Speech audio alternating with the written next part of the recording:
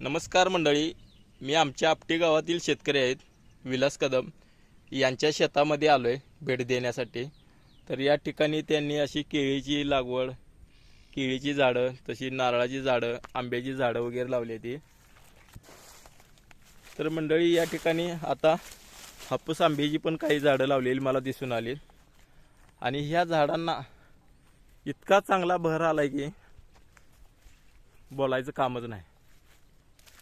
मोहर एकदम अक्षरशः लगडलाय आणि आंबा हा अक्षरशः याच्या फांद्या या मोहरानं अक्षर खाली वाकू लागलेले आहेत। तुम्हाला आता मी जवळून दाखवतो।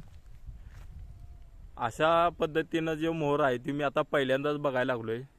हे हापूस आंब्याचं झाड आहे असं त्यांच्याकडून मला समजलं। ते तुम्हाला आता आणखीन जवळून दाखवतो। एक नंबर मोहर आलाय। हे बघा, सगळीकडे बघल तिकडं असा मोहरच मोहर आलाय। प्रत्येक फांदीला डापीला फांद्या अक्षरशः ओझ्यानं लोंबायला लागल्यात। खालच्या बाजूला अशा फांद्या झुकल्या जा। आता शेजारी पण झाड आहे, त्याला पण चांगल्या प्रमाणात मोहर आलाय आणि पुढं पण काही झाड आहेत त्यांना पण अशाच पद्धतीनं मोहर आलाय। आता हे सुद्धा समोर झाड आहे, त्याला सुद्धा एकदम भारी असा मोहर आलाय। बऱ्याच वर्षानंतर मला बघायला मिळालं हे चित्र।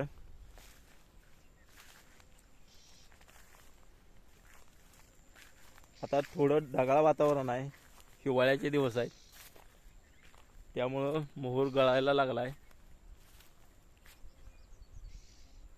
तर याच्यावर त्यांनी थोडीफार औषध फवारणी केली असं समजलंय, त्यामुळं आता ह्यो मोहर जे आहे तो बऱ्यापैकी टिकून राहिला आहे।